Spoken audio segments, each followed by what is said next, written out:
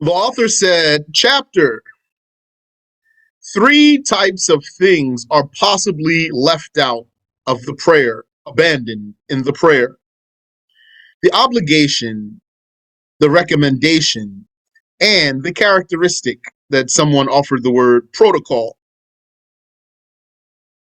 Okay, so you know what's the obligation? That's the integral of the prayer, the actual part of the prayer, the element of the prayer that you can't leave it out, or else your prayer will be invalid. Like standing for the obligatory prayer when able, and reciting Al-Fatiha, and bowing and prostrating and sitting to end the prayer, and saying the salam to end the prayer. And the recommendation, we talked about that a little bit.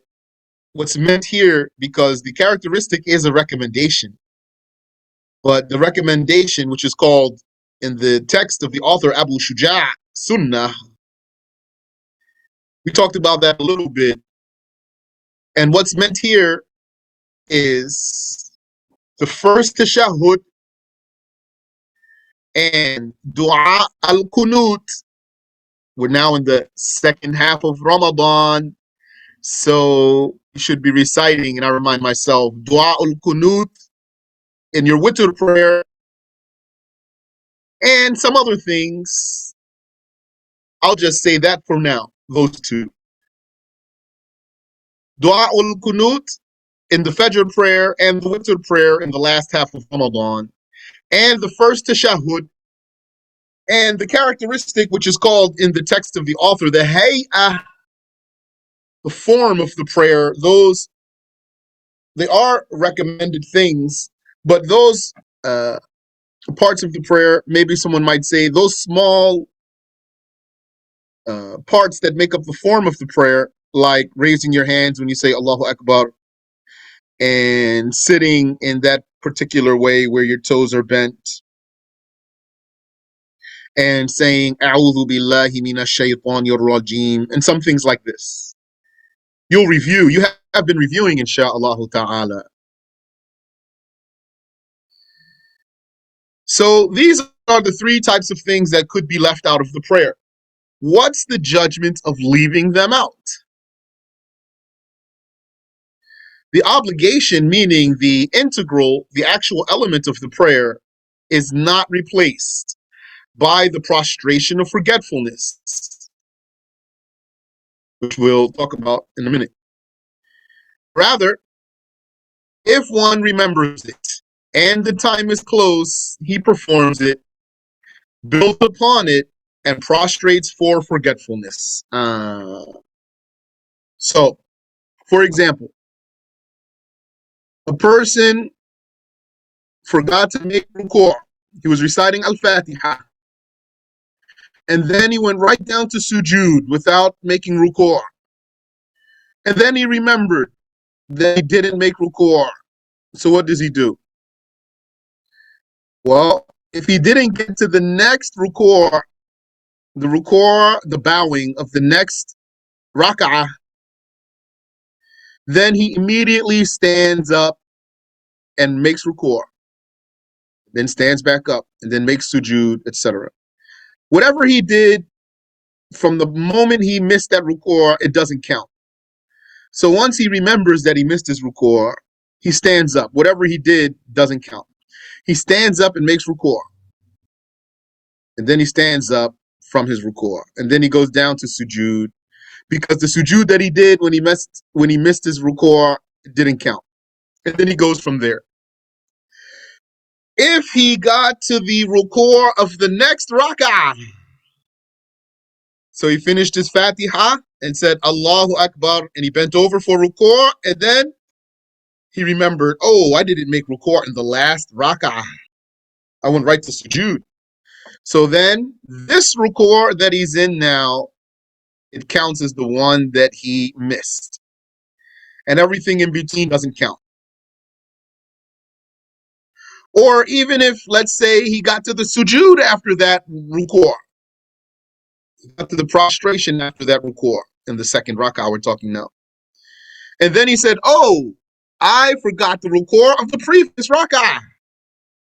So what does he do? He says, it's a good thing that I have learned, because I know from going to class that the ruku' that I just did takes the place of the one that I missed, and everything in between doesn't count.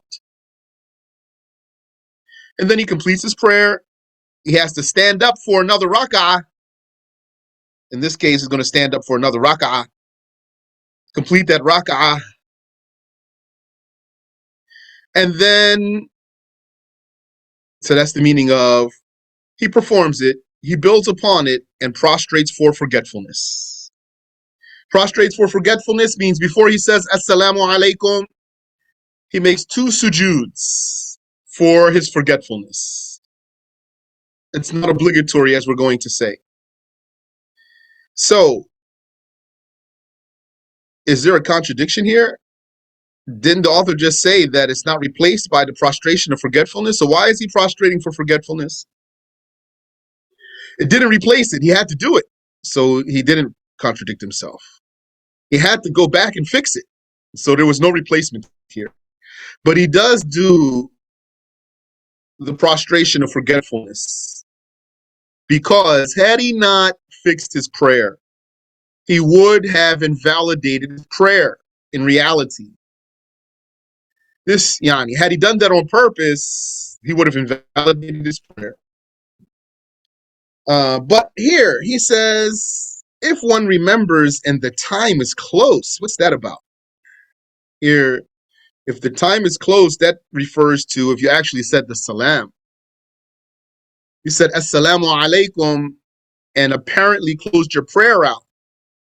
And then you remembered and you said, oh, snap, I didn't make ruku' in that rak'ah. For sure. I'm not doubting, I'm sure about it. That's important detail there. I'm sure I did. So, and the time is close. I just said my salam just 1 moment ago. So what do? Just stand up as if you didn't even enter prayer.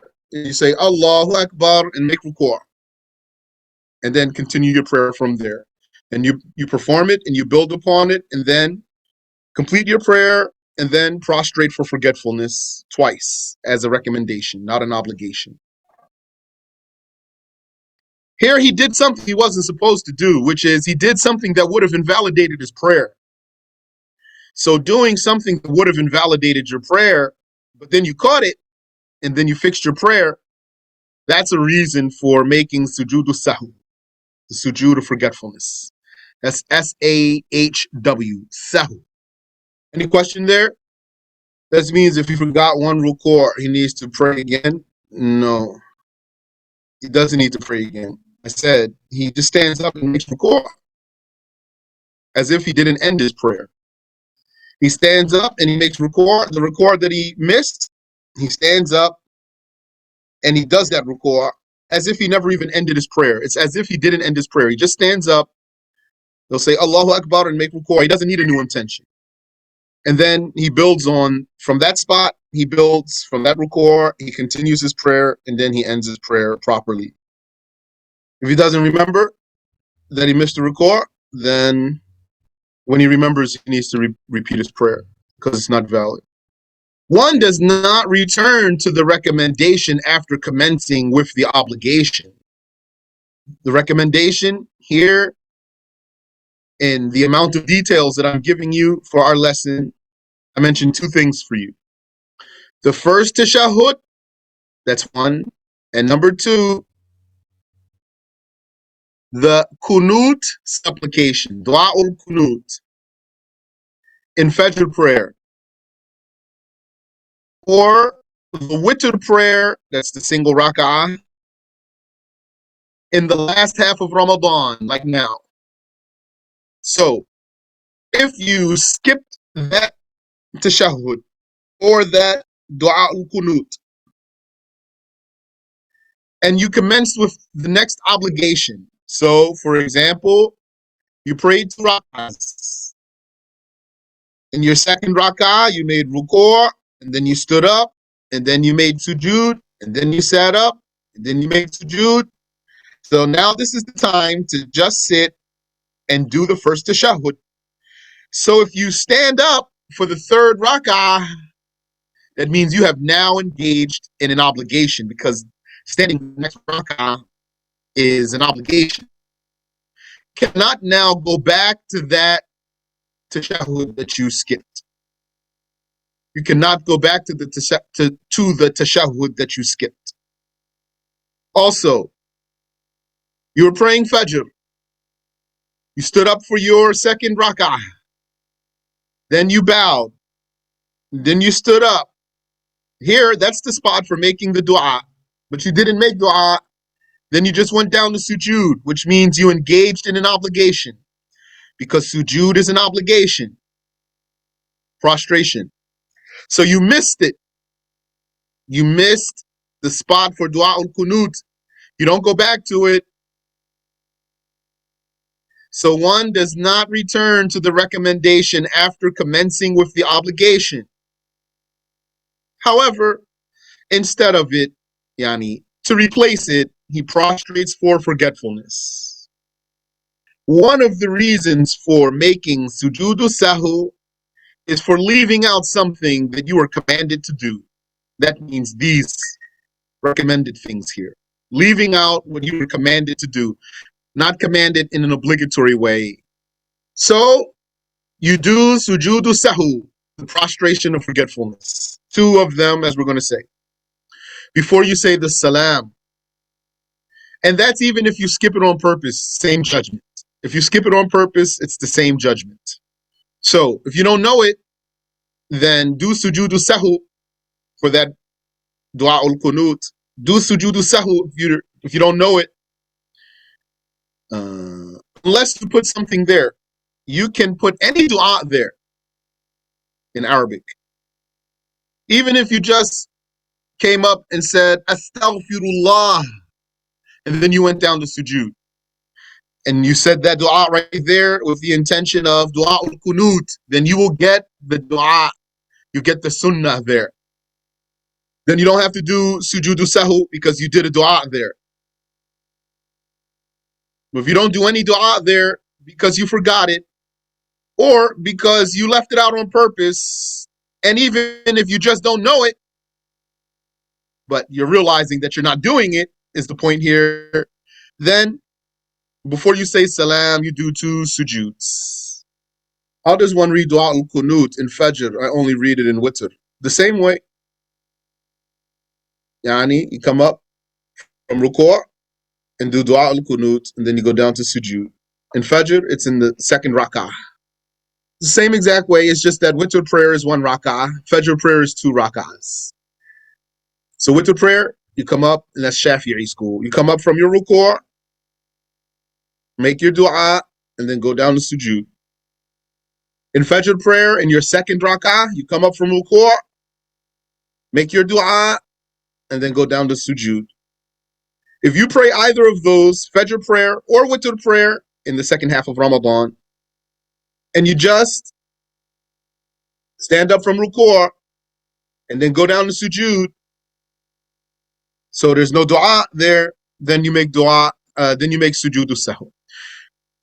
You said, do you do it in the last two rak'ahs in Fajr? There's only two rak'ahs in Fajr. Which last two do you mean? There's only two.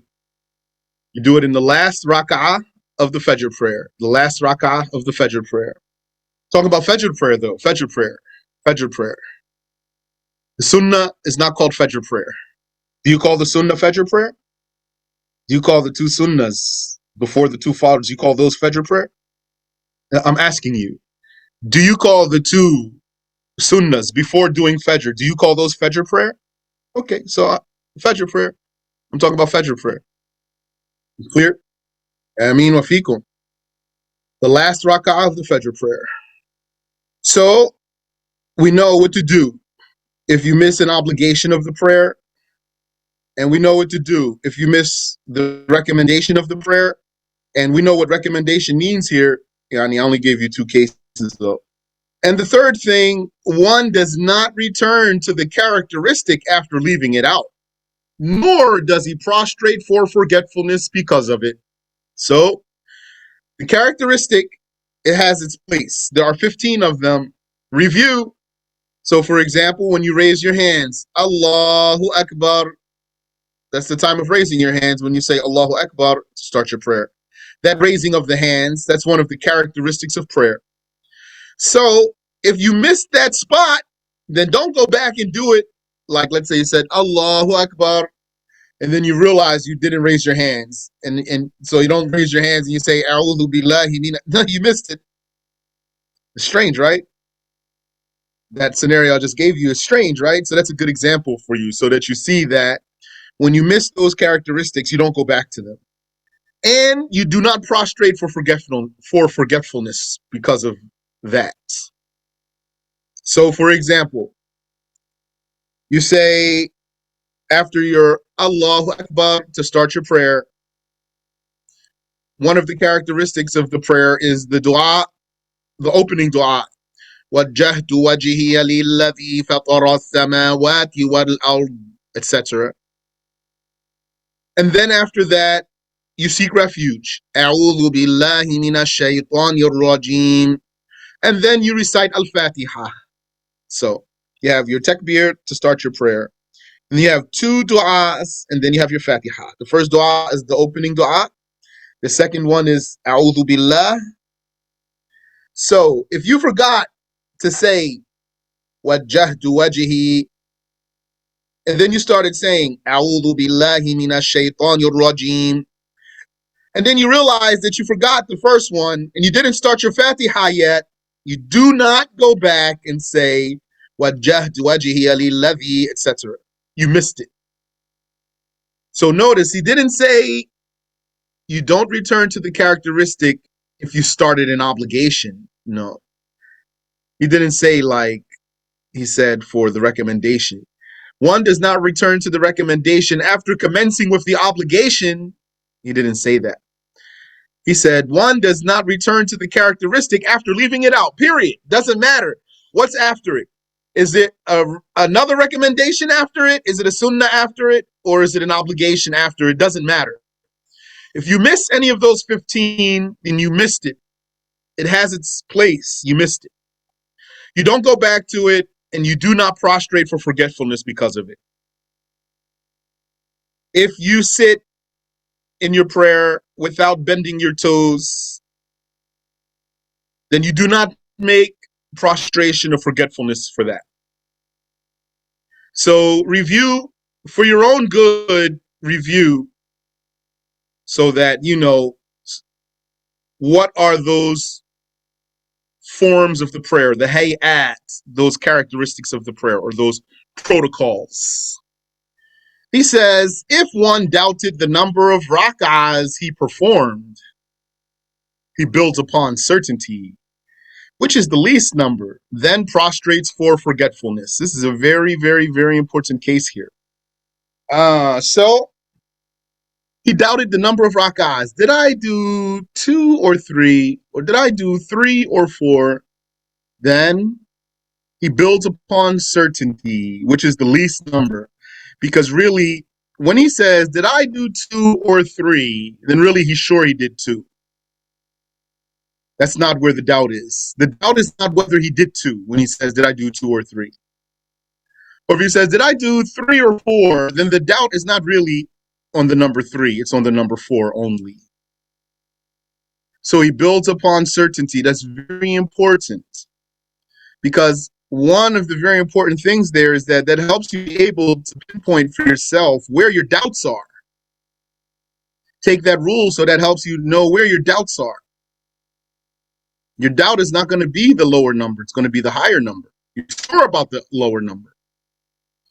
So if one doubted the number of rak'ahs he performed, he builds upon certainty, which is the least number. Then prostrates for forgetfulness. So if he's saying, did I do 3 or 4? Then he's sure he did 3. He's not sure he did 4. So then he has to stand up and pray a 4th one. But what if he really did pray 4? He still has to stand up and do a 4th one. Why? Because he's not sure that he did the 4th one. And you cannot build on doubt. That's another very important benefit from this rule. You do not build upon a doubt. Do not build upon a doubt. Rather, when you're doubting about a case, you need to think about your case. You build upon the certainty. We talked about this when we covered wudu many weeks ago.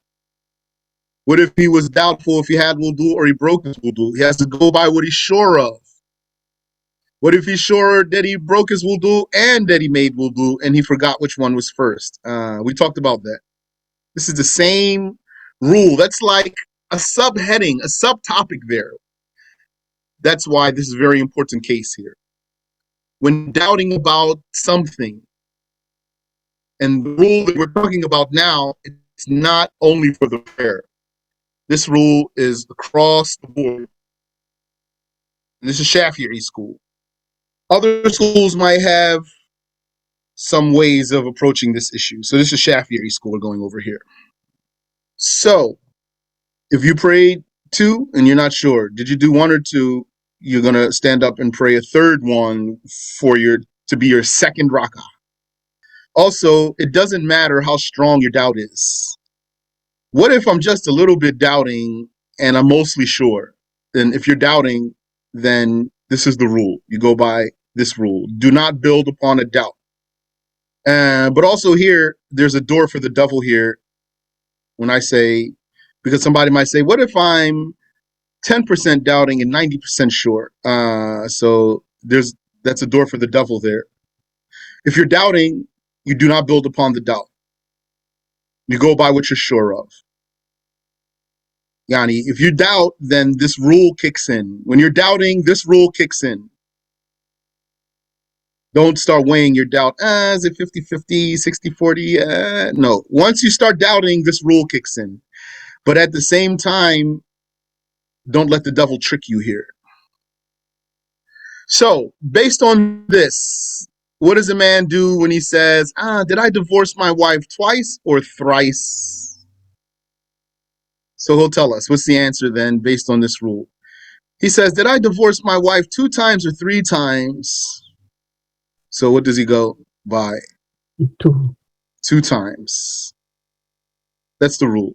So someone might say, but what if he really did it 3 times? So he doesn't know. He's not sure. So you throw away the doubt.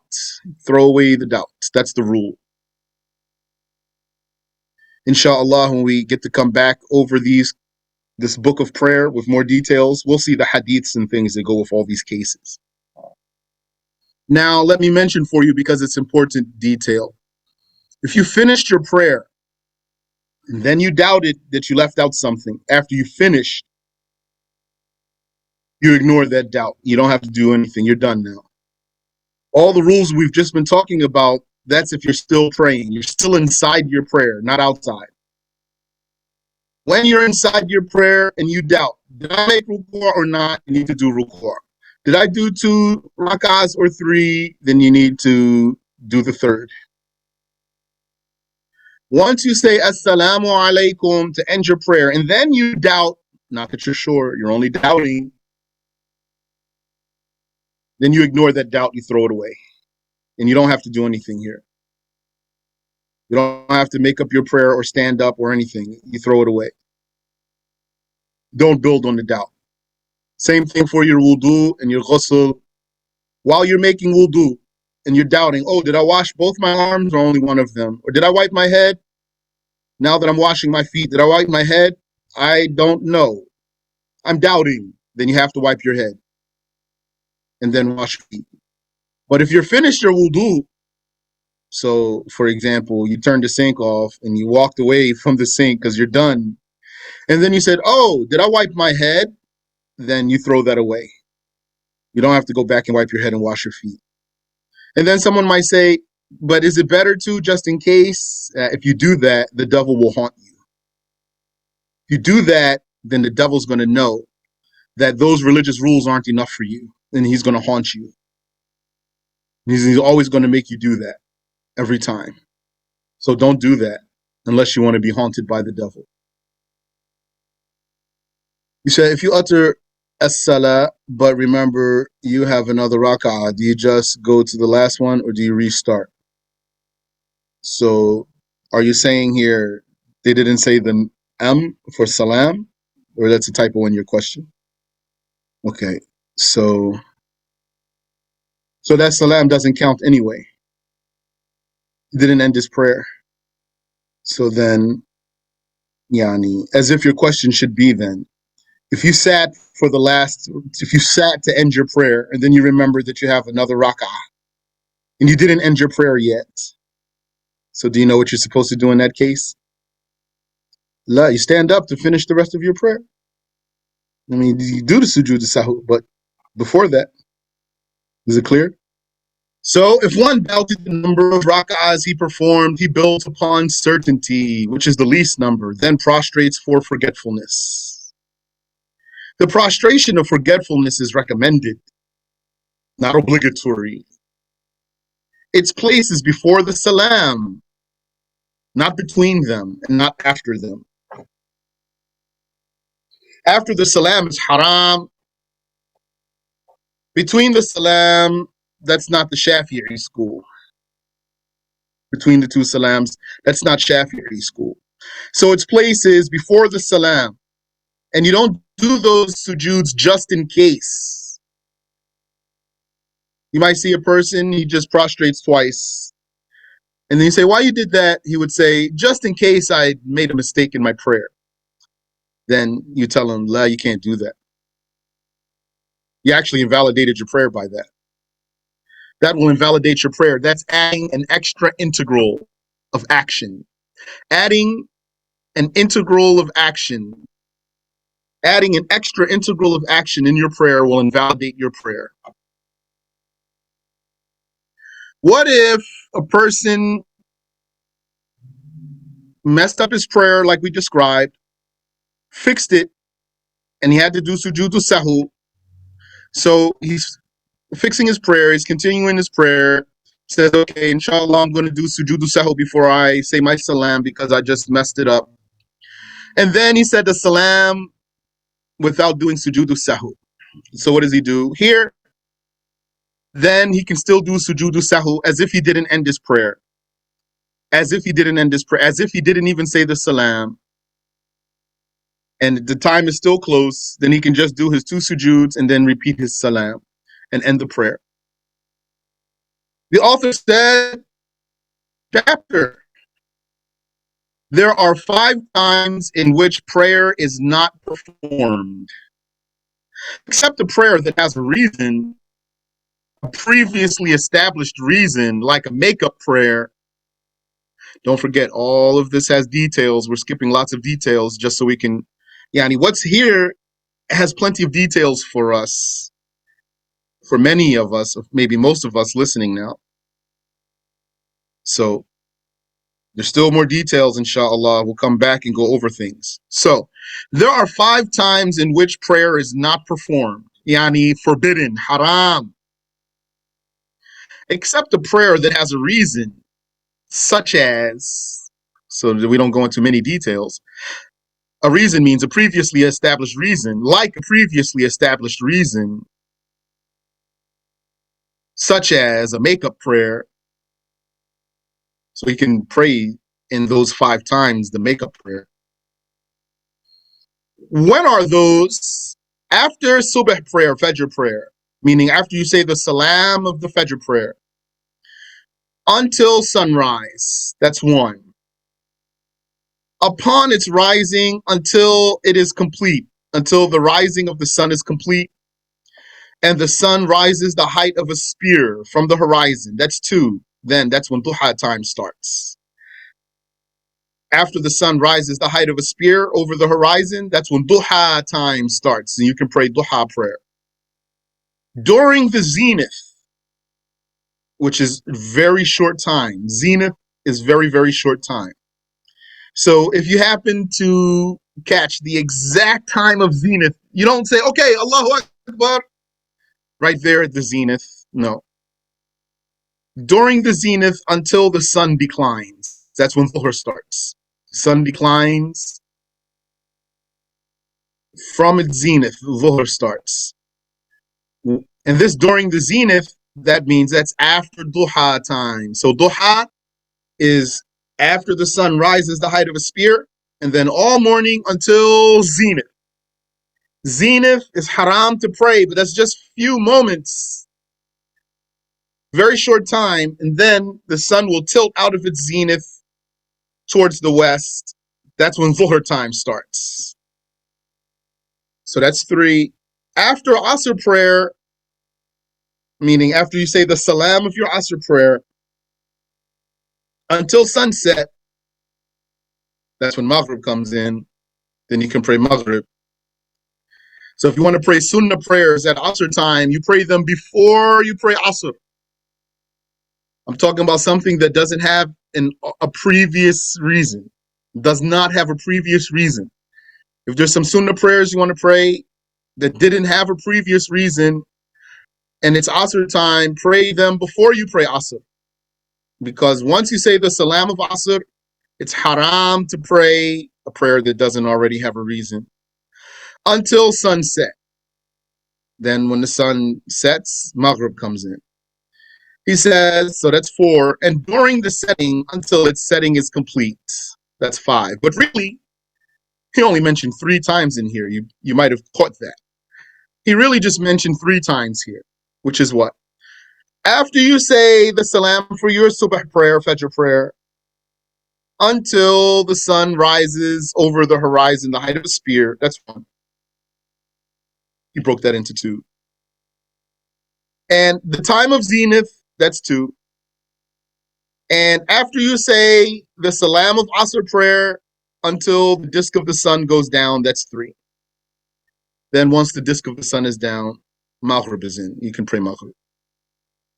I'm already excited to go over the details with you in another explanation, but we have to finish what's here. We still have what? Congregational prayer to cover, and shortening and combining prayers, and Friday prayer, and Eid prayer. So we still have a while to go. Eclipse prayer, may Allah give us the life. Rain prayer, and the prayer of fear, like if you're in the battlefield, and clothing in the prayer, what you can wear in the prayer, and funeral, that's the end. And then once we finish all of that, we're not going to start the book of Zakah. We're going to go back to the beginning of the book of prayer, but with one of the explanation books. And we'll read it and we'll fill in more details. And then the plan is what? If we do that, we're going to go back again. We'll read a bigger explanation book. We'll fill in even more details.